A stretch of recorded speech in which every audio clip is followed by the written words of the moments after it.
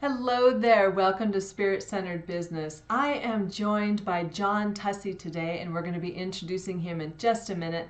I just wanted to let you know that the Academy is starting soon, and also just to share a little love. I so appreciate your encouragement, and I appreciate you watching on Wednesdays at 5. I'm on Facebook in the Ecclesia Rising group. I'm also on my page, Bralynn Newby International, and I'm also on YouTube in the Kingdom Talks Media channel, and also on my channel, Bralynn Newby. And I will be there live chatting, and I usually do a little pre-show entertainment. I don't know how that started. Well, I do know how that started actually, is because one time I was having problems with my tech, and I just said, okay, I'm going to jump on live and do a little pre-show entertainment. So if you want to see that, make sure you're there a couple minutes early. So anyway, I want to introduce John Tussey today. He is an amazing artist, and as far as musical artist, right? You don't paint, do you, or anything like that? I do paint. Oh, you do? Okay, an artist all the way around then. Awesome. But he has blended spiritual principles and business principles and had some amazing divine encounters and revelations that really impacted his business. And so I'm going to let him share. So welcome to the show, John. Thanks so much, Bralynn. I am so happy to be here today. It's really great. Thank you. So tell us about your journey with blending the spiritual principles and the business principles, and a little bit more of your story. Okay. Well, it will be a progressive thing, but I'd like to start out by sharing that when I first got into business, I was teaching private music lessons. Now, this was before I started to record my music. So I was 21 years old. I was quite young. And, I had been a Christian for, let me see. Well, actually, not that long, maybe 5 years or something. And, but I was going to a church where I was taught well, which I believe is very, very important, because when you're trained in the Word of God, those spiritual principles are being placed inside of you. You might not even realize it at the time, but it's just something that happens. So when I began to teach, I began to realize, when you're working with people, you have to be kind.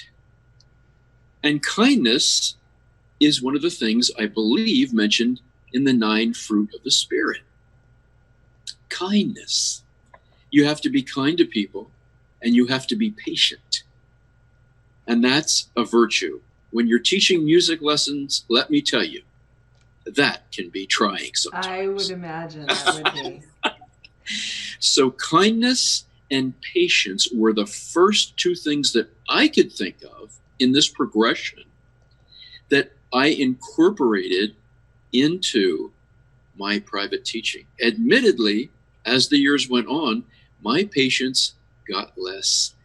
And thankfully, my season of teaching at that point ended, and it restarted 17 and a half years later when I had much more patience, when I was more mature spiritually, and when I had more depth in realizing how important it is to treat people well.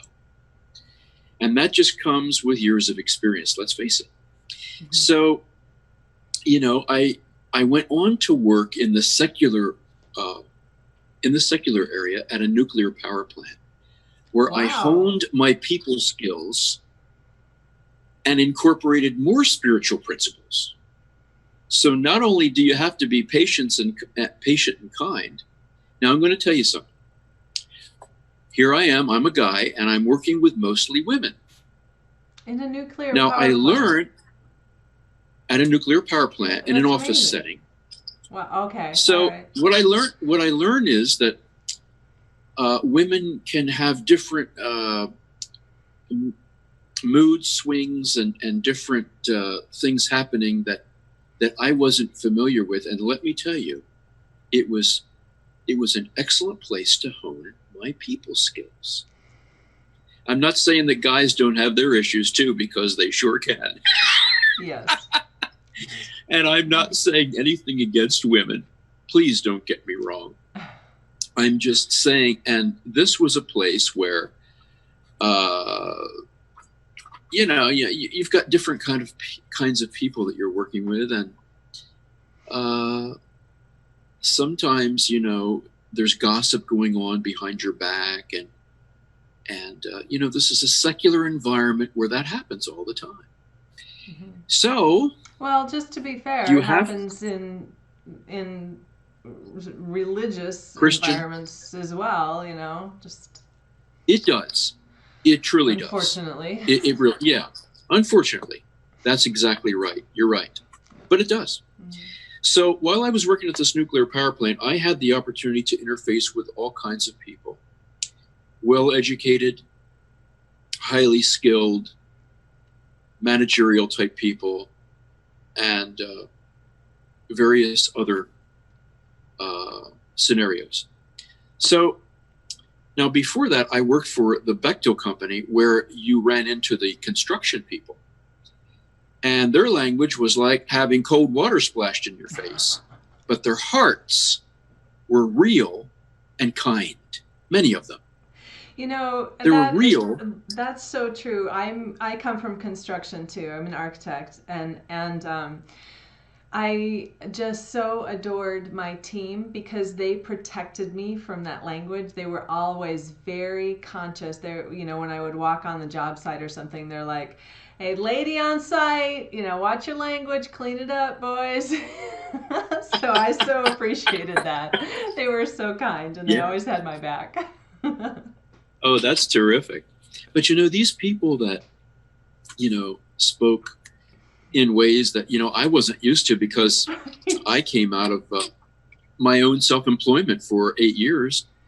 But, like I said, despite their language,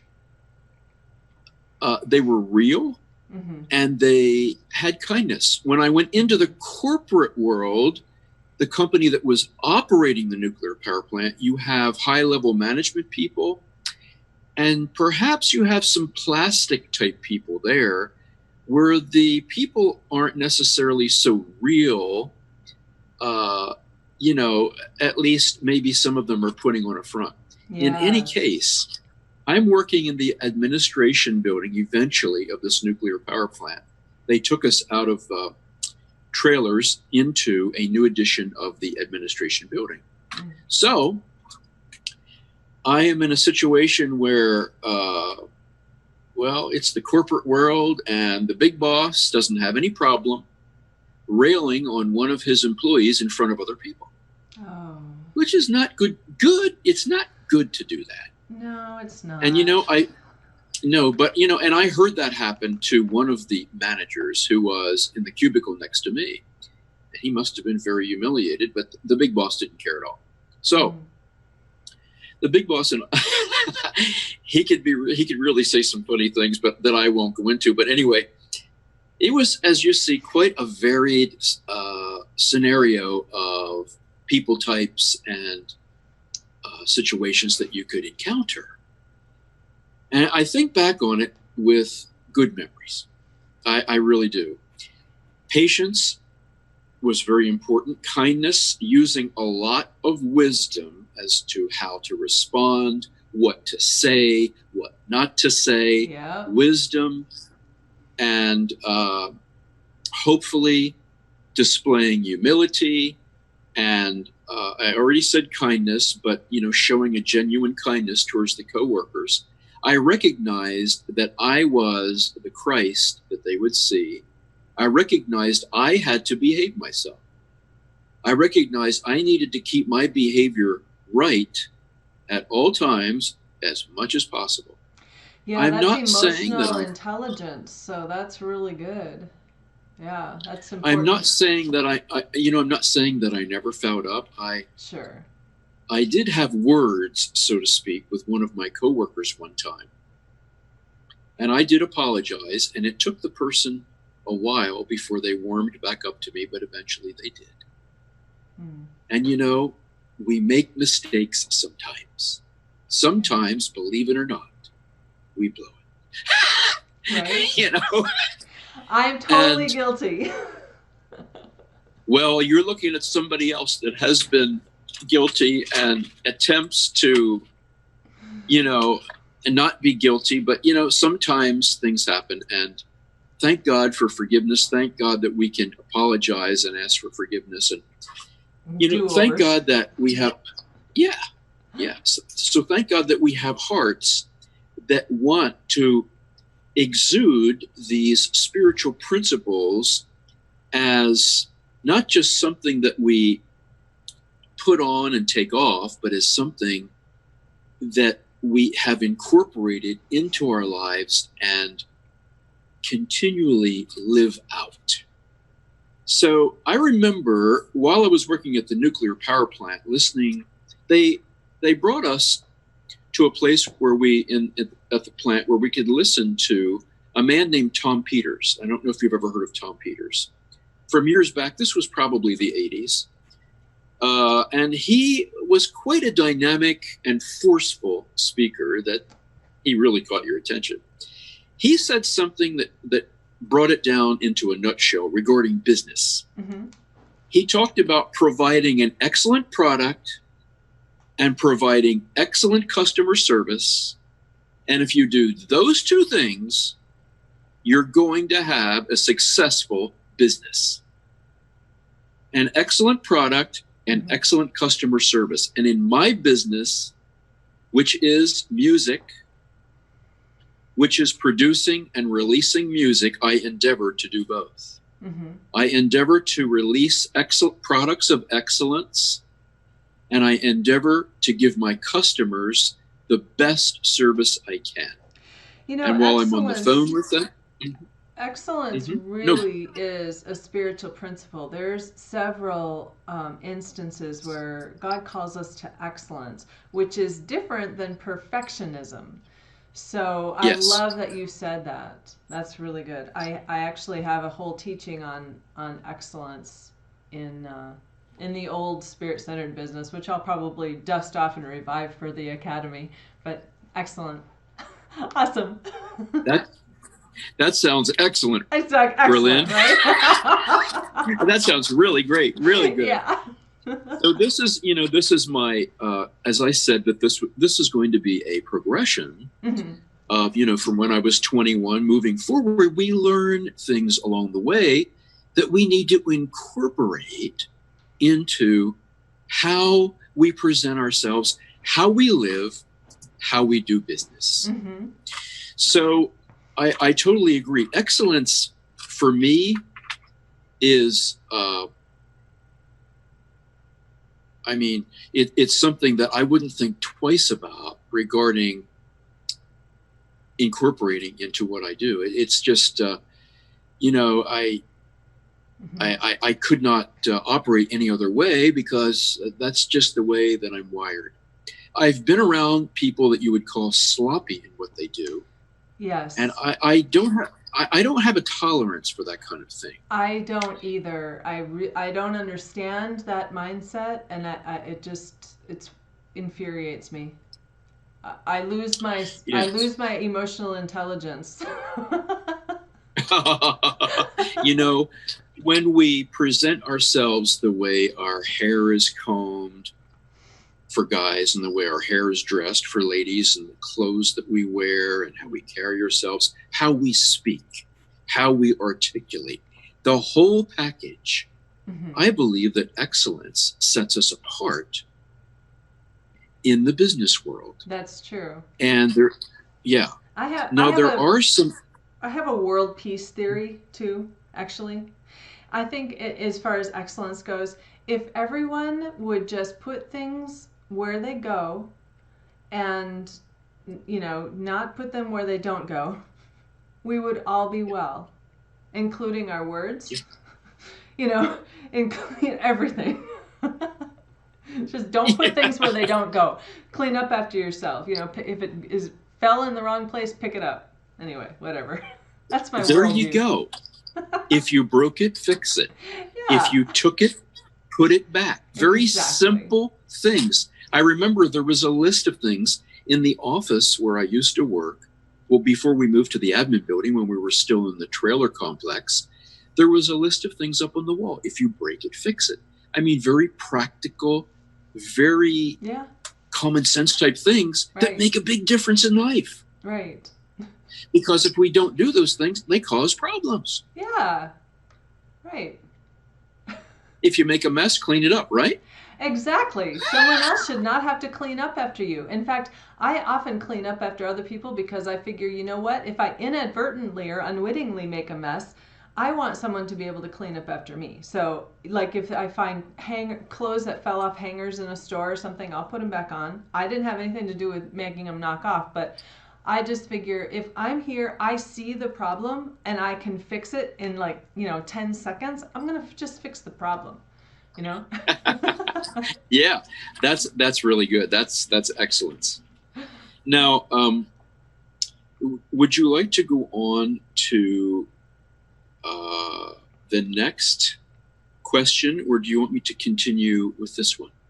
Oh, you can just tell us how the spiritual principles are incorporated into your business. You're doing a great job. I know that there's been other things that you've specifically gone into the spirit realm for your business. So if you want to go into that, that would be awesome. You'd like me to share that? Sure. Okay, this might sound far out to some, and to some it may sound completely normal. I record music, and so these are very supernatural occurrences that happened to me back in 2009 and 2011. So I was at a Patricia King Glory School, and we were in the last session of the Glory School. So I had my hands raised, and I saw an inner vision. I saw myself while I had my hands raised in the natural physical realm. I saw myself sitting in front of a probably 9-foot concert grand piano that was shiny black. I was sitting obviously on the piano bench, but the piano bench was sitting on a cloud. And I was swaying back and forth, but I noticed it didn't look like I was in physical form, but more spiritual, a fluid type of a form. And while I was watching this and I had my hands raised, I had a tingling feeling come into my right hand, which I've had many times. And Jesus placed a CD in my right hand. So I put my right hand over my heart. I raised my hands again. And I knew they were numbered 1 to 25, but I couldn't see the numbers clearly because they came so fast. But I knew I'd received 25 more CDs. So I placed my right hand over my heart. Now, that same year, I go to my friends Butch and Ina Stockton's, who have an excellent, what would you call it, video production company. Where now Butch has filmed I don't know how many conferences in the Philadelphia area. And he told me he was filming for 8 networks in that area at one time. Wow. I don't know if his wife still has a Friday show, but anyway, that's the next one. So I'm visiting them because my parents live in New Jersey, and I go back there and visit at least once a year. My father's with the Lord now, so I go back and visit my mom. So I'm getting... Oh, I think we lost your connection there for a minute. For our listeners, John is in Hawaii.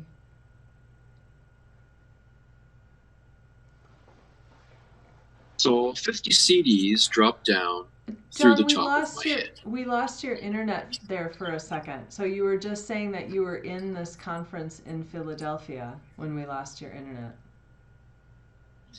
Okay, when you lost the internet, was I in the Patricia King conference? No, it was after that. Okay. I was visiting with my friends Butch and Ina Stockton. Yes. And so before I left their house to come back, now Butch has a video production company. His wife does more of the business side. His son does editing, and he does filming. And so he's very adept in the technical realms of audio. He's an amazing bass player, very gifted guy. So we're standing outside near his video truck before I return to New Jersey, where I'm visiting my parents. So we're holding hands, and down through the top of my head dropped a stack of 50 CDs. Now, I knew it was 50 just by an inner knowing that I knew it was 50. Through the top of your head? Yeah, down through the top of my head. Wow. Now, these are CDs. So now I have, 26 from the Patricia King Glory School and 50 from this encounter. Now I've had 76 CD downloads, not individual songs, but whole CDs. Wow. Now I go back to Butch and Ina Stockton's house 2 years later in 2011, and I'm getting ready to be filmed for Butch's weekly show that he decided to allow me to do solo in place of his wife, who usually has that show. So I'm standing near the desk where I'm going to sit to do this interview. And I had an inner knowing. I didn't see anything, but I had an inner knowing this time that I received 100 CD downloads. So 100 plus 50 plus 26 is 126 CD downloads. Now, I just released my 25th album on January 28th. So you have 150 to go. I've got a lot of CDs to record, don't I? Wow. So, So wait, Gary's beat. I don't know. Do you think that you personally are to create all those, or are you facilitating all of those to be created? No one's ever asked me that question before, but I got the impression that they were for me to bring forth. Well, that doesn't necessarily mean they're, you need to do all of the work on them. You might. I could be collaborating. Well, either that, or you are facilitating maybe your students or other people that it would never have happened without your help or without your encouragement or something. So they may be birthed in other ways, maybe. And I'm totally open to that. I really am. But I want to share something that Gary Beaton, I don't know if you've ever heard of Gary Beaton, but he is he was in TV production for 39 years. He's a prophetic minister. He caretook Bob Jones for the last 7 years. And he carries a very strong prophetic mantle, I believe, passed down from Bob Jones. He was very close to Bob Jones. So Gary and I became friends close to 6 years ago. And he told me in regard to, how the music comes out, because when I record, many times I'll just push the record button and just begin to just play. I may not have any idea what I'm going to play. It's just like jumping off a diving board. Sometimes I'll have a musical idea from which to start and move forward with, just like receiving a prophetic word. Sometimes a person only receives a sentence or even a few words or maybe a phrase. So Gary Beaton said, in bringing these songs out, it's like opening up a zip file. When we click on a zip file, it opens the file, right? So I thought that was a really good analogy as to how this music is unzipped and comes forth. It really is a connection with heaven, and from heaven, receiving a flow that comes through, comes out my hands, and this happens to all musicians that know how to connect to the flow of Holy Spirit, and artists and dancers and pantomimers and actors and writers and any of the arts that you can possibly think of. The principle is the same. It's connecting with the flow of heaven to enable a release from heaven into earth. We are the portals, the conduits through which the heavenly downloads are manifested into the earth. And it's quite an honor and a privilege when you consider the greatness of God and him entrusting us to do this. Yes. So, yeah. There's a certain level of a level of responsibility that he has to be able to trust us with, and that we will steward whatever he's downloading well. Yes. Yes, that's right. And it's so important to always point to him and make sure that he gets the glory for these things always. Because, I realize, for me, it's not about me. It's about his plan and the destiny that he's chosen for me to fulfill in the earth to advance his kingdom. Because the bottom line is, whatever we're called to do is advancing God's kingdom in the earth. That's what I believe. Yes. If it's teaching, if it's discipling, if it's psalmistry, singing, playing, if it's, acting, if it's writing, if it's teaching, if it's prophetic, if whatever gifts of the Spirit we're used to release, it's all advancing the kingdom, God's kingdom in the earth. Yes, that's really good. Yeah. So, we all have our part. We all have our part. And incorporating the scriptural, biblical principles that we find in the Bible, in the scriptures, as we release our heavenly mandate and downloads into the earth, it's just so important that what we release is encapsulated with his grace and his love and who he is, as much as possible, as much as we can. Because we're all growing. We go from faith to faith and glory to glory, and one level to another level. We're constantly growing and changing. But to the best of our ability to put forth, and move in these things. So I think that one of the big takeaways that I'm hearing, if I have this right, is the spiritual principle is there to download, to plug in, to connect with heaven and download creativity and strategy and other things for our business or for our lives. And that spiritual principle works regardless of your belief in God or whatever, and it's a spiritual principle.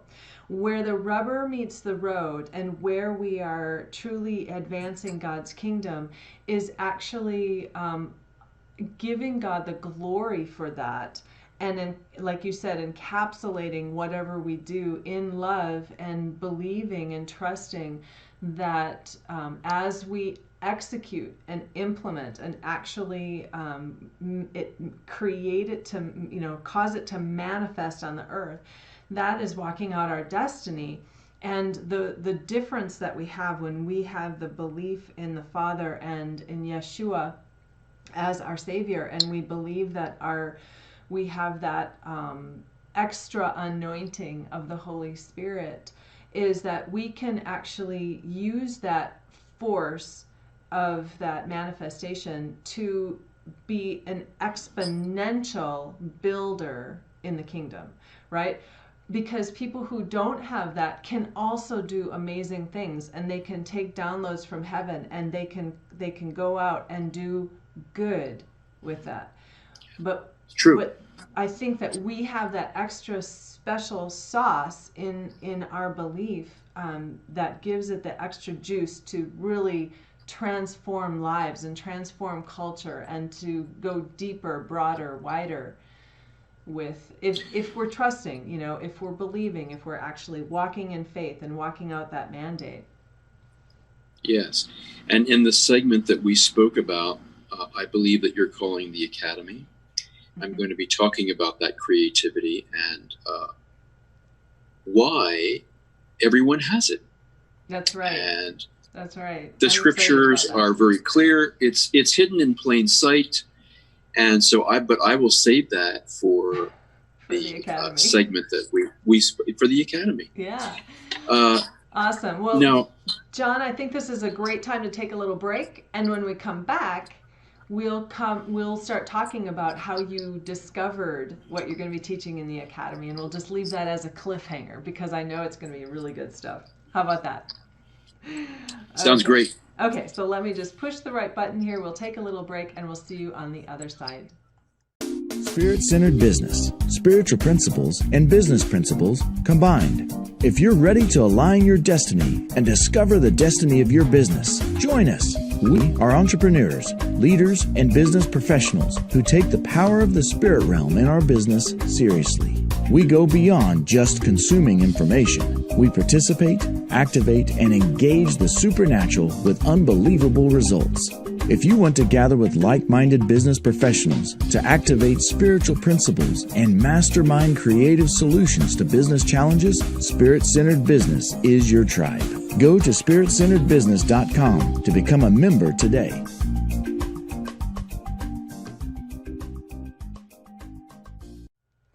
And we are back. I'm here with John Tussey, and we are discussing, or about to discuss, discovering the creative genius of God in you.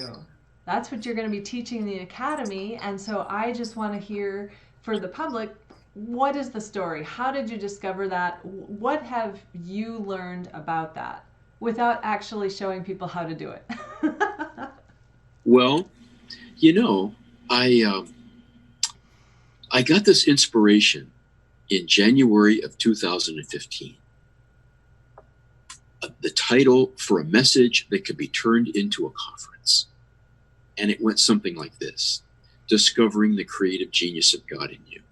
Mm-hmm.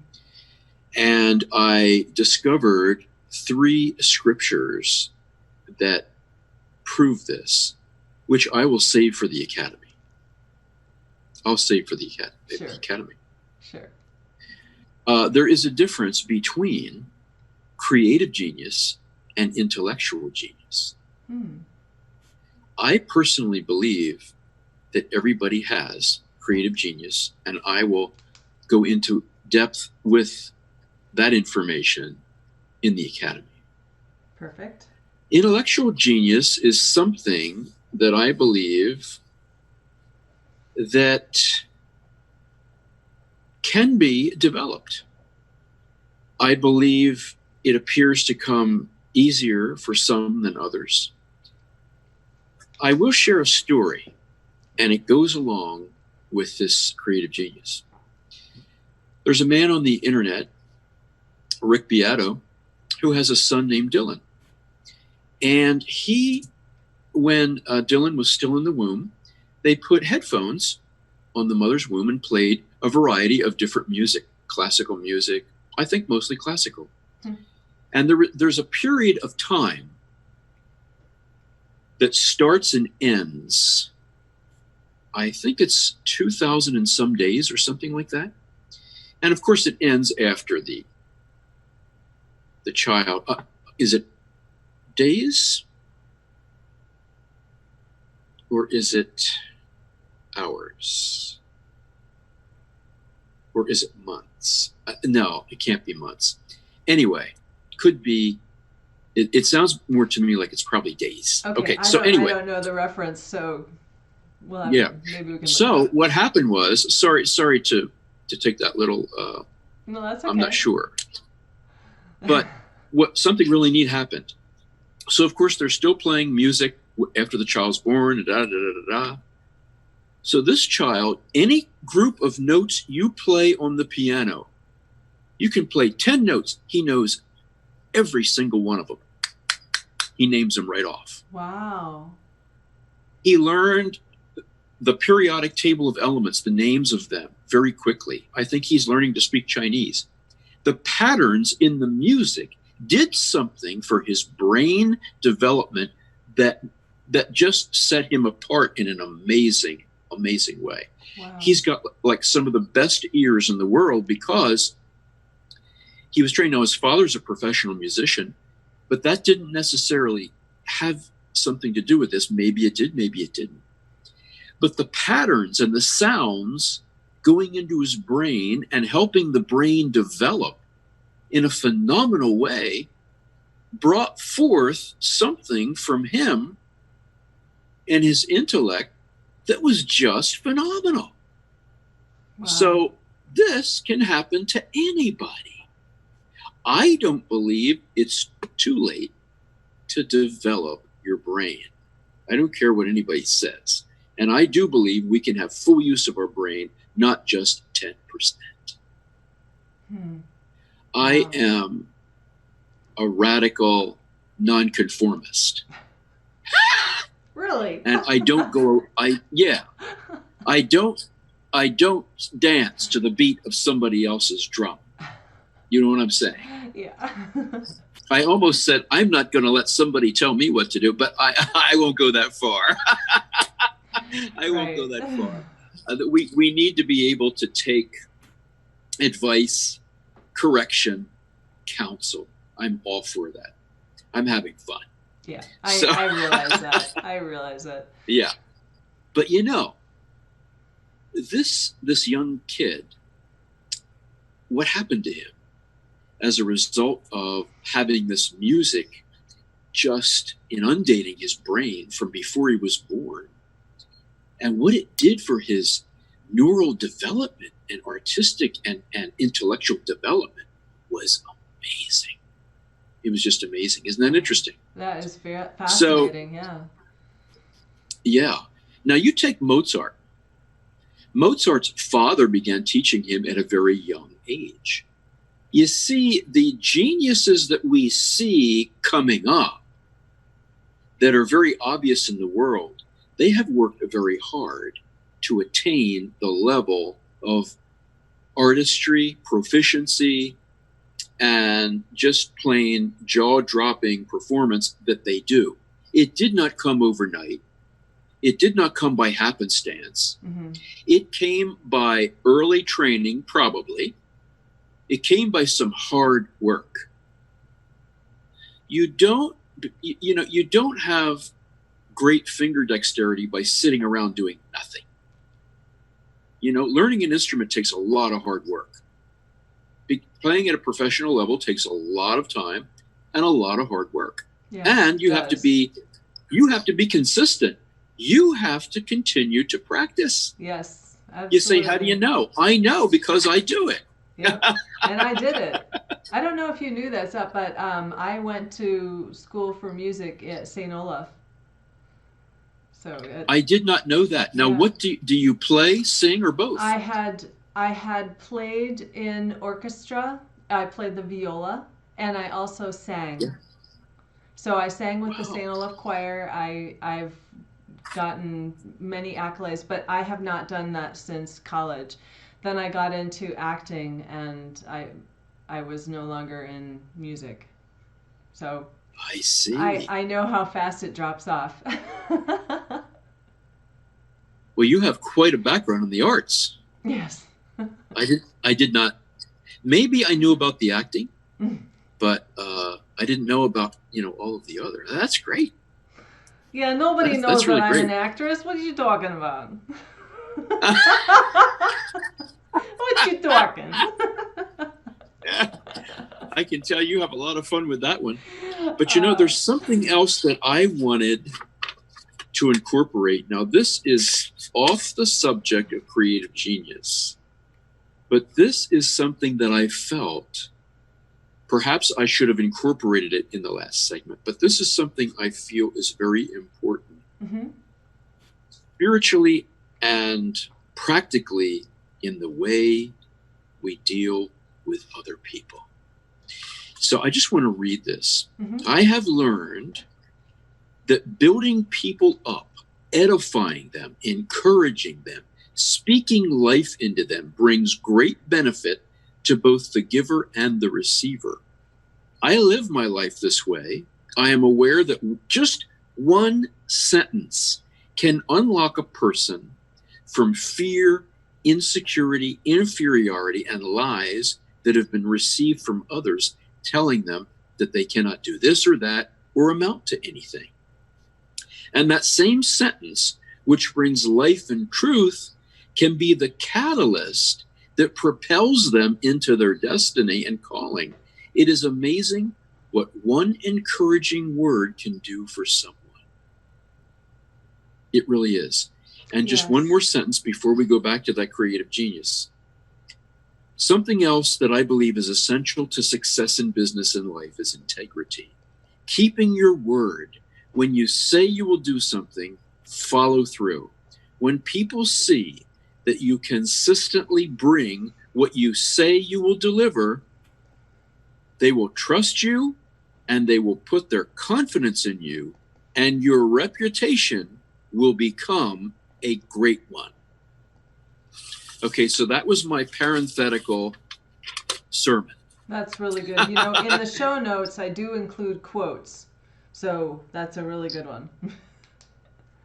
Okay, thank you. So thank you for allowing me to do that parenthetical bit of sharing. I felt it was important, and it just came to me this morning. I typed it out, and I really appreciate being able to share it. I feel it could inspire and help probably just anyone. The creative genius that we have is innate. It's something built inside of us. And I know that we're going to go into more detail in the academy, but I will give you a definition, because this would be good for all of us to know. So what does man say? In other words, what do you read in the dictionaries? And what do you read, should I say this? In the bastion of all wisdom and knowledge, it begins with the letter W, and it's a site on the internet. Maybe I shouldn't mention it because I don't want to get anybody in trouble. But anyway, Right. You know what it is. Now, I didn't mention the name. We call it the bastion of all wisdom and knowledge. I also want to mention that it's open source and anyone can change the information. So just throwing it out there. The reason I said it's the bastion of all wisdom and knowledge is because it's known to have errors. However, Exactly. I do believe that it does have a lot of accurate information and very helpful information. I really do. So, what does man say about genius? What do you read in dictionaries? Okay, so Merriam-Webster Online Dictionary says that a genius is a very smart or talented person, a person who has a level of talent or intelligence that is very rare or remarkable. A person who is very good at doing something, great natural ability, remarkable talent, or intelligence. Yahoo says exceptional intellectual or creative power. Notice the distinction between intellectual and creative power or other natural ability. A person who is exceptionally intelligent or creative. Notice again the distinction between intelligence and creativity, either generally or in some particular aspect. The website that we were talking about that begins with a W, a genius is a person who displays exceptional intellectual ability, again, distinctly being separated from the next part of the sentence, displays exceptional intellectual ability, comma, creativity, comma, or originality, typically to a degree that is associated with the achievement of new advances in a domain of knowledge. The Free Dictionary says, extraordinary intellectual and creative power. Artistic burst of genius, a person of extraordinary intellect and talent. Again, the distinction between intellectual and creative, a person who has an exceptionally high intelligence quotient, typically above 140. Now, Dr. Caroline Leaf tells us that we can increase our IQ. Our IQ is not permanent. Mm-hmm. Isn't that truth edifying? Yeah. Wow. It is not permanent. It is really up to us as to how far we develop ourselves, because our brain, I believe she says that our brain has 3.5 million years of memory.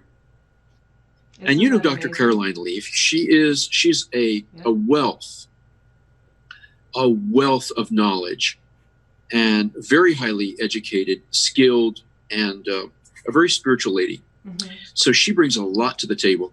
Yep. And she's written some phenomenal books. I want to tell you about a young guy that I used to teach named Robert. Robert came to me for lessons when he was 10, and he was reading five books a week. I don't think it was 5 books a month. I think it might have been 5 books a week. Wow. So I asked his mother about his IQ. And so she told me that this 10-year-old had an IQ of 168. That's pretty high. That's pretty high. And I knew he was really smart. You could just tell. Reading, apparently, is one of those things that raises the IQ. Yes. Because you are being bombarded with new vocabulary and the way to use it, assimilate it, incorporate it into how you are, and your intellectual structure. Reading is pretty amazing. Yes. And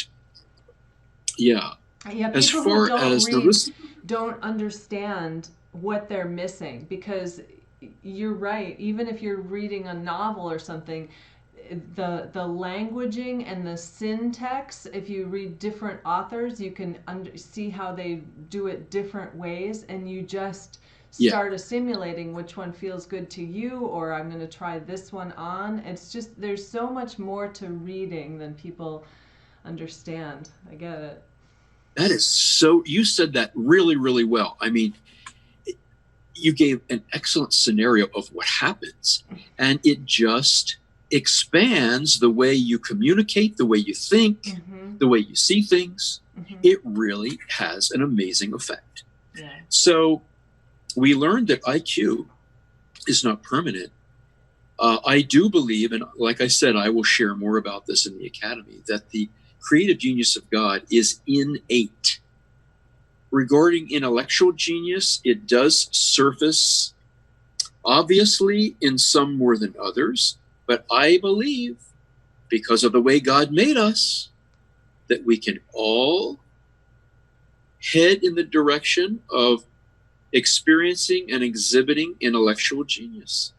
It takes work. It takes work. Those that are passionate about reading and studying and just digging into a particular field or technical area or mathematics, those are the ones we're going to see the intellectual genius erupt from and manifest from the fastest. Yes. I believe. Yes. The ones that are just more laid back and now there are some naturally smart people, obviously, that don't seem to have to try to get good grades in school, and they get good grades anyway. I have a friend whose sister, after she was out of school, I think for years, went back to college and took algebra, and she was getting the right answers, but I don't think she understood how she was getting them. And it was discovered she was a genius in algebra, as I remember. Isn't that interesting? Wow, yeah. So we do have areas where it's going to be easy for us. It's just going to happen. And at the same time, if it doesn't happen, we can study and we can apply ourselves, and we can move into perhaps not that same area as somebody else, but another area where intellectual genius happens. It's just the way God made us. He's the master designer and creator. Yes, right? That's really... Now, I'm not going to go any further on that because I must save the bulk of this. All right. for the Academy. All right, very good. So why don't you just tell us, do you have a story about you employing your creative genius, and you knew that it was something I do. from God? Yeah, let's hear a story like that. I do. Before we go. I do. I'm very excited to share this. I released my 25th CD, as I said, on January the 28th. Mm-hmm. Congratulations. Thank you so much. That was a milestone for me. Oh, thank you. I hope you're enjoying it. Absolutely. You'll notice that there's a variety of sounds in there that you haven't heard on other recordings. Thank you. Appreciate that.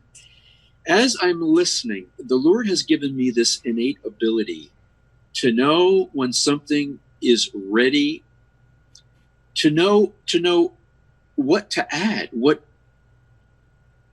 notes to play, to fill in, and to know how to not put too much in. In other words, how not to overdo, but to put in the right things. And he's given me the ability to be creative in that I use a lot of different licks, as we call them. Licks are short melodic flourishes, and runs are longer ones. The difference between a lick and a run. So runs are longer, licks are shorter, but they're improvisational things that you throw in to make this, the sound of what you're recording more interesting. So I'm just noticing this ability to do this.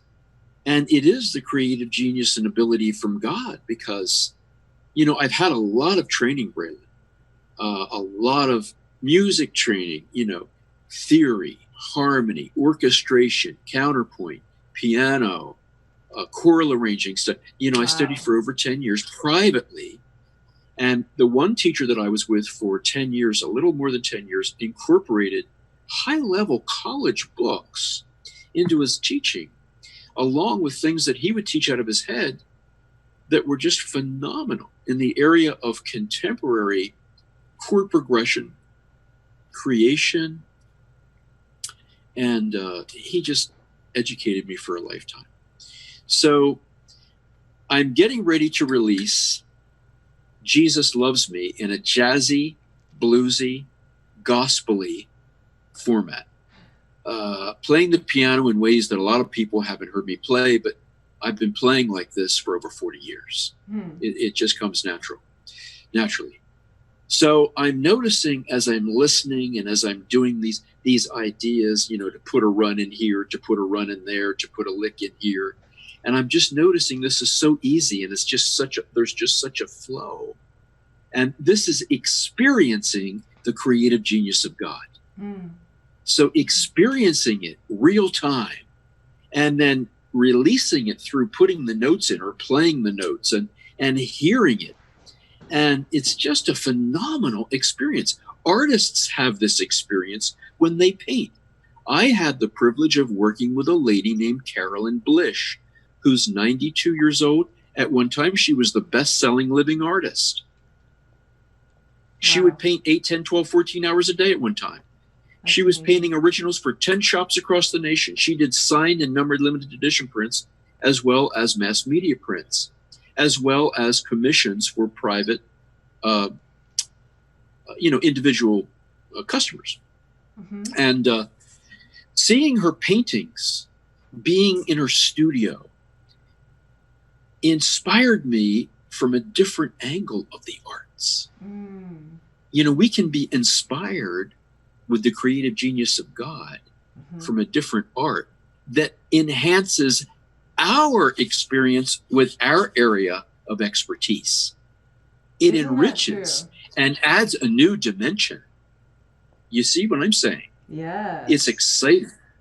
It's very exciting. As a matter of fact, I'm going to show the audience one of Carolyn Blish's.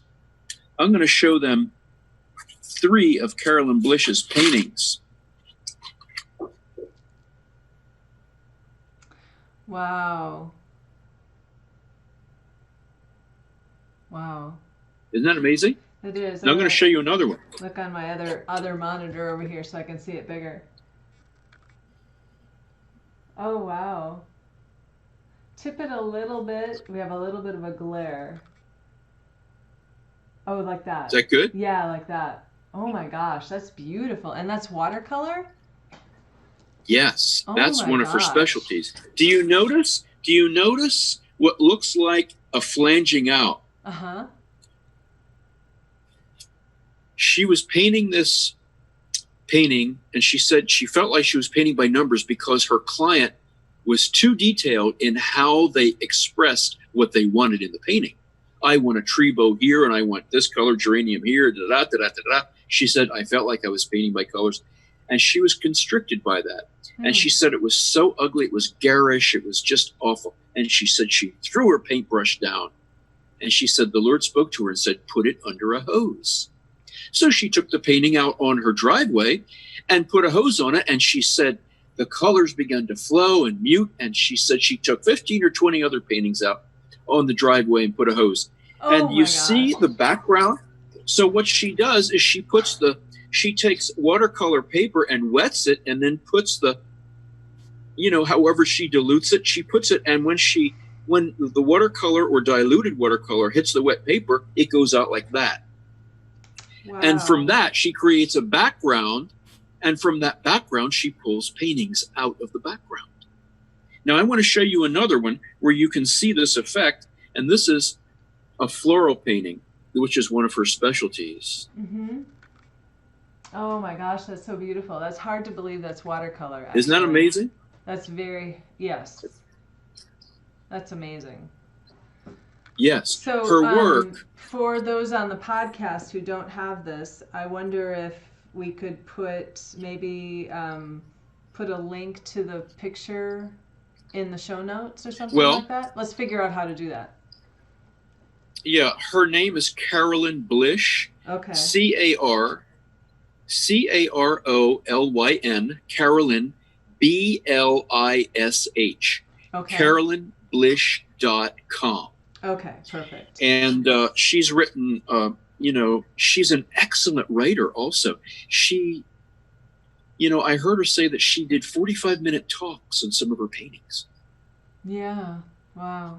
I mean, she's a woman of great depth and very dear lady, really loves God, and her level of artistry, as you can see, is world class. Yes. Amazing. I had the privilege at the age of 25 and 26 working with her. And to say the least, I was quite impressed. Yeah. So gosh. She would give her testimony. I would accompany the lady who sang before, in the midst of, and after she gave her testimony. So we were a threesome team, and we traveled to New Jersey, Pennsylvania, Delaware, possibly Maryland, between September of 1980 and May of 1981. And it was a very special time in my life, I have to say. Nice. The inspiration that came from being with her and seeing her original art was just phenomenal. And seeing the freedom she had, like one of her paintings was a tall floral. There was a shop in Wilmington, Delaware, on Route 202 going north, called My Home. And she sold some of her originals in that place. I looked at this tall floral, and lo and behold, I noticed intermittent pencil marks to define the stem of the flower. And I thought, this is amazing. This amazing artist has the freedom, and she doesn't care who thinks what. She's going to use pencil to define the stem of this flower. For all I know, she could have taken a piece of tree bark and scraped it in there. They have the ability to use so many different mediums. If they want to use the yellow of an egg, or if they want to take a yellow flower and smear it. I mean, they have such an amazing array of mediums to choose from to make happen what they make happen. But when I saw the freedom, the unhindered, abandoned freedom that this artist had, you can imagine that greatly inspired me. And music is the same way. We can employ a lot of freedom that we, with what we do. Of course, our art is all aural, and this art is all visual. Yes. And when I give the message, discovering the creative genius of God in you, I always use her art as a physical manifestation of the creative genius of God. And everybody is always enthralled with what they see when I show them. I also use Van Gogh, and I use a few other artists, because everybody has including Grandma Moses, the lady that was 101 when she passed away and didn't become a famous artist until she was 80 years old. Oh, wow. So I use her story. Huh. So isn't that inspiring? So the creative genius of God can be expressed from all ages. Yeah. It just reminds me, I'm going to be seeing Cirque du Soleil tonight, and I love Cirque du Soleil. I've seen almost all of the shows all around the U.S., and that Wow. creative genius is just amazing. But you know that they have to practice and work on their craft, just like you do with music, and just like anyone who paints has to do it. You know, they're working with their body, and oh my gosh, it's so amazing. But if you think about it, it's not only the athleticism, but it's the costumes and the music, the choreography. You know, there's so And the much timing, right? Yes, exactly. Yeah. So much goes That- into it. It's all creative genius to me. And they have to be really comfortable. I've not seen it, but I know that there's a lot of split second, like they're high up in the air, and they have to be split second accurate with their Yes. connections and Yes. and their moves and everything like that. Yes. Has to be Consistently. really. They have to be very comfortable doing that. You know, and Yeah. not everybody can. That's not everybody's calling, for sure. No, it's not. But you know what? There's a starting point for everyone, right? I'm sure that when they're executing a new move, that someone sitting in an office was going, wow, what if we could do this? And then handed it to this, you know, the athletic person and saying, can you do this? And they're like, I don't know. Let's put a lot of safety nets and a harness on me and try it, you know? There you go. So There yeah. you go. Yeah. We all have Yeah. that beginning of just stepping out in faith and having our training wheels on and really just That's true. seeing how much we can push this thing because God gave us this vision or this download for something. So yeah, you know, there's a first time for everything, for, you know. There is. You're absolutely right. And, you know, that's the beauty of not doing this presentation solo. With your input, it puts a different perspective on some of these things. And, you know, it's really good. Yeah. You know, it's like, just for instance, with me, I may, you know, and I've been doing this since the 70s, but not so much in recent years. But, you know, you're in a service and you're sitting behind the keyboard or the piano, and somebody starts to sing a song and they expect you to pick it up by ear, which I can do, and play behind them. And if you don't know where they're going to go, that can be a bit unnerving. Yeah. I can And the imagine. possibility of making a mistake or two is there. But, you know, you get to the place where I'm just going to go for it. And I think that's what you were talking about. Let's put the harness on and let's give this a try. Right. Let's just go for it and see what happens, right? Yes. So yeah, that reminds me, you yeah. know, God gave me a vision that I'm going to be putting on a cruise. So, well, it's much bigger than that. But for this show and purposes, I am actually doing a cruise retreat in September. And let me tell you, wow. I'm getting all of the training wheels and harnesses and safety nets I can around me, just in beautiful, amazing people with Lindy Strong and Tracy Buckley and my prayer team with John Schenkenberger and his wife Evelyn. I just have so many people who are coming alongside me, and those are my safety nets and my harnesses because I've never done this. It's a huge thing, and I'm just trusting God that He's got this, you know? I have a feeling it's going to come off really well. It really will. I've had some great, you know, downloads that people's lives are going to be transformed. There's going to be a change in trajectory of the way that they can walk out their destiny by coming on this cruise. And you know, that's what it's all about for me, because I only want what God's plan is. You know, it wouldn't be worth it to me to just do my plan. That sounds exciting. It's very It really exciting. does. And when we step out and do what He wants us to do, He always surprises us. Mm-hmm. And sometimes the surprises are so big because things are presented, revelation comes, things happen that we never imagined would surface. Yeah. And lives are brought into new levels, just like you said, new trajectory, right? And, it's an exciting walk. It really is.